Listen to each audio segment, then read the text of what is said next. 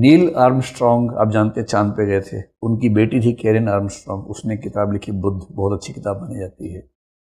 The light of Asia एक बहुत प्रसिद्ध किताब है जो एडवर्ड ऑर्नल्ड की लिखी हुई है, उसको भी लोग यूज़ करते हैं।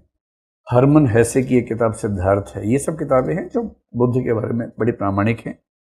इन सब के बेस पर बुद्ध की कहानी दुनिया भर में समझी जाती है, तो हम इन्हीं सबको दिमाग में रखकर बुद्ध की कहानी की बात करने वाले हैं। चलिए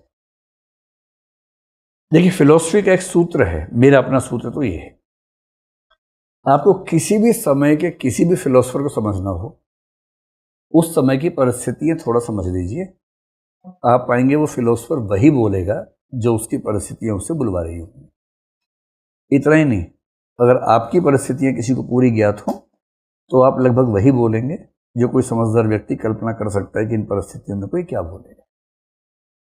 तो बुद्ध के काल में, बुद्ध का समय आपको पता है 6th सेंचुरी BC का था, तो उस समय कौन सी ऐसी परिस्थितियां थी, आपने हिस्ट्री में खूब पढ़ा हुआ है। हल्का सा रिवाइज कर लेते हैं, मोटी मोटी 3-4 बातें ताकि आपको ध्यान रहे।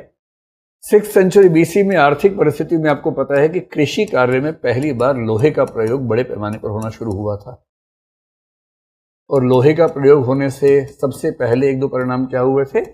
एक तो खेती की जमीन बढ़ गई थी, क्योंकि अब काट सकते हैं जंगलों को, है ना, और दूसरा लोहे का फाल यूज करने लगे तो उससे जमीन की उत्पादकता बढ़ गई थी। तो जमीन भी बढ़ गई, जमीन की उत्पादकता भी बढ़ गई। गंगा यमुना के आसपास सब सारा काम कर रहे हैं, पानी है ही जमीन में, सिंचाई होती ही है, और इसलिए कुल मिला के जो उत्पादन है कृषि का बहुत ज्यादा बढ़ गया है। कृषि जैसी किसी समाज में शुरू होती है ना, पहली बार परमानेंट सेटलमेंट होना शुरू होता है, वरना लोग तो खाना बदोश होते हैं। अब कृषि है तो लोग स्थायी रूप से रहने लग जाते हैं, वहीं बस जाते हैं, घर बनाने लगते हैं, गांव बनाने लगते हैं। अब ये सब हमारे देश में उत्तर भारत के क्षेत्र में शुरू हो गया था। अब उत्पादन जब बढ़ा तो सीधी सी बात है, उत्पादन बढ़ेगा तो सरप्लस बचेगा, यानी कि अधिशेष बचेगा। अधिशेष का मतलब ये कि जो हमने कंज्यूम किया उसके बाद बहुत सारा बच गया है।